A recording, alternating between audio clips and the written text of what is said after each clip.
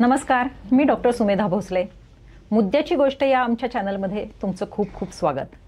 पहिली मालिका आहे मी आणि माझं आनंदी जीवन. आनंदी जीवन म्हणजे आनंदी शरीर आणि आनंदी मन असं म्हटलं जातं. आनंदी मन नेहमी आनंदी शरीरामध्येच वास्तव्य करतं. तर असं हे आपलं मौल्यवान शरीर सतत आनंदी ठेवण्यासाठी नक्की काय करायला हवं याविषयीचं प्रबोधन हे या चॅनलचं प्रयोजन.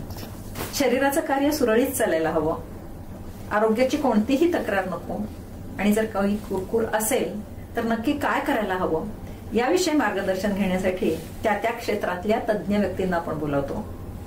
मागच्या एपिसोडमध्ये आपण डॉक्टर प्रमोद त्रिपाठींकडून डायबेटीसची माहिती घेतो आहोत. रिव्हर्सल ऑफ डायबेटीस पासून मुक्ती, अतिशय इंटरेस्टिंग आणि छान लेक्चर देतात डॉक्टर शकतात त्यांच्यामध्ये. आणि ते आत्ता केलं लहानपणापासून, म्हणजे तुम्ही म्हणालात त्याप्रमाणे गुड बॉयज आणि गुड गर्ल्स आहेत, त्या सगळ्यांनी गुड बॉयज आणि गुड गर्ल असायला पाहिजे. पण चॅलेंजिंग आहे, खूप चॅलेंजिंग आहे. मला पण 3 मुली आहेत, मला फेस करावं लागतं, बघायला लागतं कसं असतं ना. It's very very challenging. Different आहे. फक्त एक पेरेंट्स बघू शकतात की त्यांचे मित्रमैत्रिणी कोण आहेत, पहिलं ती गोष्ट. आणि त्याच्याही पहिलं मी म्हणेल की पेरेंट्स किती व्यायाम करतात. कारण की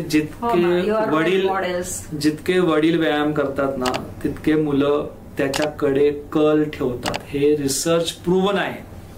आणि लेडीज पण लीड करू शकतात, पण बऱ्याचशा फॅमिलीज मध्ये जेंट्सला व्यायाम लीड करावा लागतो. जेंट्सवरती ही जबाबदारी आहे.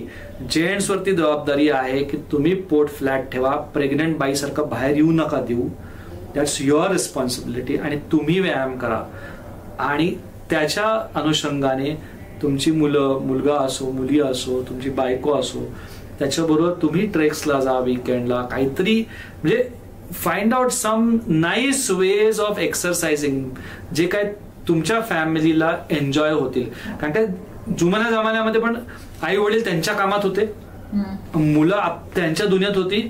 एवढं तारतम्य नव्हतं, कारण they used to be busy. म्हणजे आमची आई कायमच घराच्या कामामध्ये बिझी, आमचे वडील कायमच बाहेर, आम्ही काय मित्रांमध्ये हसत खेळत खिदळत, म्हणजे दिवसभर खेळ. That was how it was. That is not the situation. आता तो जमाना नाही राहिलेला आहे. आता फॅमिलीच मेन सेंटर झालेलं आहे.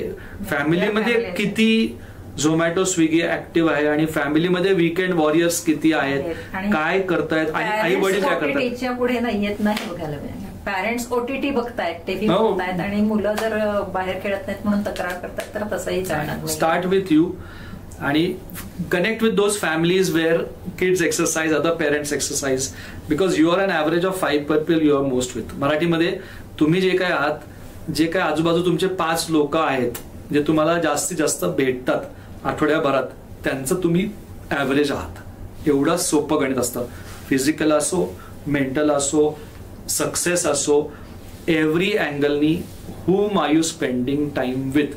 आणि आता त्याचं एक्सटेन्शन आहे की कुठले 5 इन्स्टा चॅनल तुमचे सबस्क्राईब आहेत आणि कुठले अनसबस्क्राईब करायचे आहेत. ओके, असं एवढं सोपं आहे. कुठले टॉप 5 फेसबुक चॅनल्स तुमचे आहेत. कारण काय अगर सारखंच तुम्ही खाण्याकडे जाता तर सारखं तेच येणारे वरती, आणि इतके इंटेलिजंट आहेत अल्गोरिथम्स यांचे, आणि इतके एंटायसिंग आहेत त्यांचं मार्केटिंग आणि कम्युनिकेशन, की ते बळी पडणारच. अरे Pramod, you haven't visited this for a long time, this is so nice, have it, असं त्यांचे मेसेजिंग इतकं क्यूट येतं ना. तर मला तर ते काही दिसतच नाही, कारण माझ्या इन्स्टा चॅनलवरती ते सगळं फीड मला कायम लॉंगेविटी आणि हेच सगळं दिसत असतं. कारण मी जे सबस्क्राईब करणार, फॉलो करणार, तेच मला फीड्स येणार आहेत. तर पहिले फिजिकल, ऑफलाईन जगत एक्झिस्टंट आहे, आणि ते छान होऊ शकतं जेव्हा आपण बाहेर पडू आणि टीम गेम्स खेळू, बास्केटबॉल खेळू, व्हॉलीबॉल खेळू. मुलांमध्ये ते होत नाहीये. They are not playing team games. Team games are very powerful. Offline थोडंसं वाढवा, connect parents, starting with parents and with kids. आणि मग ऑनलाईन जे काय आहे त्याच्यामध्ये थोडी सॅनिटी आणा, जेणेकरून तुम्ही जास्त ट्रिगर्ड नाही होणार. कारण की ट्रिगरिंग एवढं अनकॉन्शियस आहे की आपण तिकडं जात आहोत कळत न कळत. कठपुतली की तरह नचाए जा रहे हैं. सिंपल. आपले सगळे रिमोट्स त्यांच्या हातात आहेत. हो, हे लक्षात ठेवायचं. त्यांचे म्हणजे आपल्याच प्लेजर आणि पेन मध्ये आहेत. तिकडे जेन्सी कडून पुन्हा आपल्या जनरेशनकडे. मला जरा ग्लुटेन फ्री डाएट बद्दल माहिती हवी होती. ग्लुटेन फ्री डाएट, हे बघा, gluten is a sticky substance which creates allergy to a large number of people. आणि गव्हामध्ये डायबेटीसच्या मॅनेजमेंटमध्ये ग्लुटेन फ्रीचं काय महत्व आहे? महत्व आहे म्हणजे आम्ही गहू रेग्युलर जो लोकवान किंवा सिहोर असतो किंवा शरबत तो बंद करायला सांगतो आणि प्रेफरेबली खपली गहू घ्यायला सांगतो. खपली गव्हामध्ये पण 3 ते 5% ग्लुटेन असतं, असं नाही की पूर्णपणे नसतं, कमी असतं नेहमीच्या पेक्षा. आणि ग्लुटेन इन्फ्लमेटरी आहे, सूज निर्माण करतं आणि सूज निर्माण झाली की इन्शुलिन अवरोध निर्माण होणार आहे. तर त्याच्या जागी राईस अगर आपण घेतलं तर राईसमध्ये ग्लुटेन येत नाही, किंवा ज्वार बाजरा मिलेट्समध्ये गेलो तर ग्लुटेन येत नाही. बार्लेमध्ये ग्लुटेन येतं. तर ग्लुटेन फ्री, डेअरी फ्री हे बरेच मुवमेंट्स आहेत. आता थोडे दिवस प्रयोग करून बघायला हरकत नाही. आणि माझा एक सिम्पल टेस्ट होतो काही खाऊन बघायला. फॉर एक्झाम्पल मी शेंगदाणा खाल्ला की मला गॅसेस सुरू होतात, किंवा सोया खाल्लं की थोडा मला गॅस सुरू होतो. तर कुठलंही अन्न खाल्ल्यामुळे तुम्हाला थोडंसं गॅस किंवा ब्लोटिंग किंवा डिस्कम्फर्ट होतंय का बघा, त्याला तुमचं अलर्जी असू शकतं.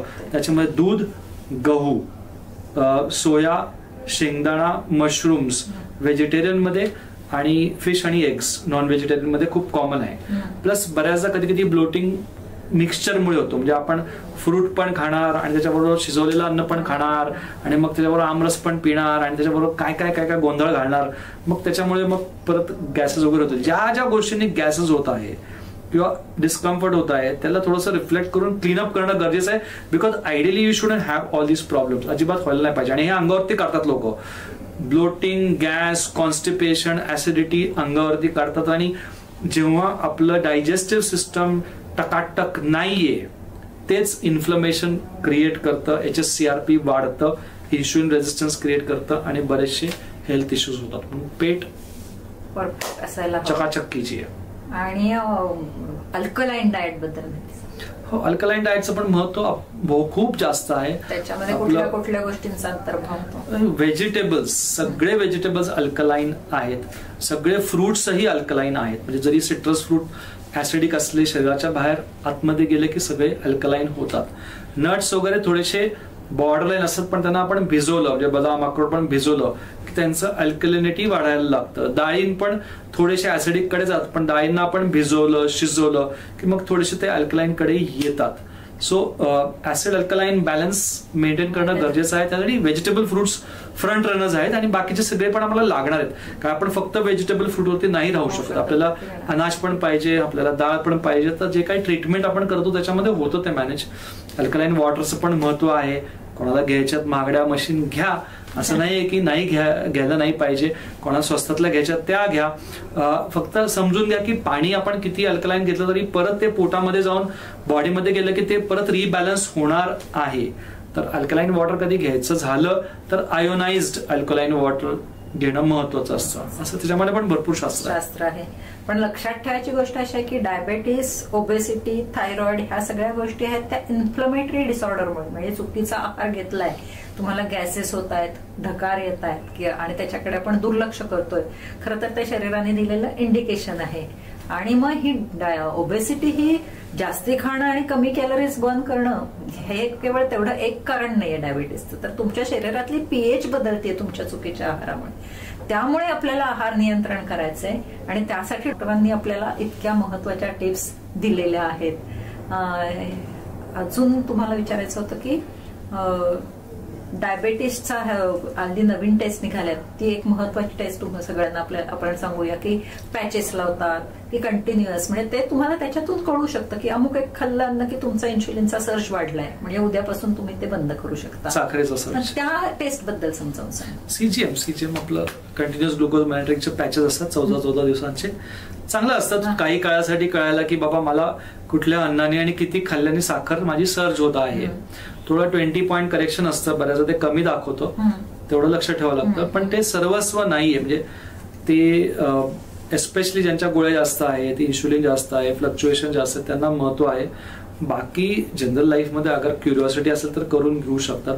मोर important test is fasting insulin test. उपाशीपोटी तुमचं इन्शुलिनची पातळी किती आहे रक्तामधली, ती 2.6 to 6च्या मध्ये पाहिजे, 4-5च्या आसपास.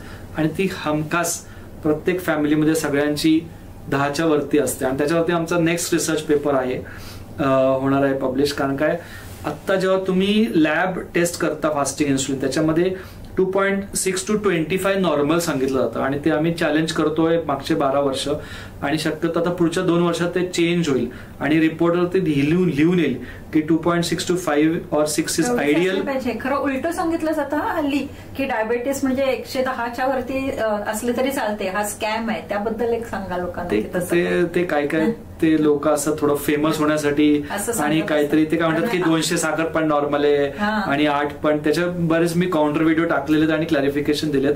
पण हे समजून घ्या की 2.5 to 5 किंवा 6 पर्यंत आयडियल ठेवणं.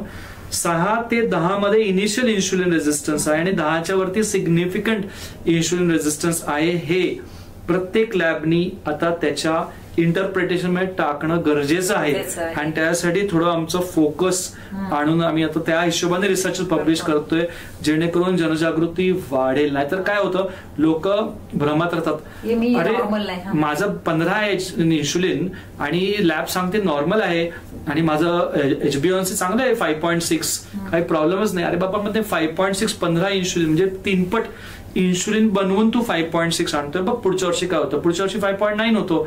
त्याच्यात मी प्री डायबेटिक आहे ना, मला काय प्रॉब्लेम आहे. प्री डायबेटिक म्हणजे जास्त प्रॉब्लेम नसतो. आणि तू पोट बघ तुझं किती आहे, असू दे ना, पण मी प्री डायबेटिक, मला काही जास्त प्रॉब्लेम नाहीये. आणि अजून 1 वर्ष वाढ बघ, मग ते आता 2-3 वर्षात एकदम 9 पर्यंत HbA1c मग जागा होतो.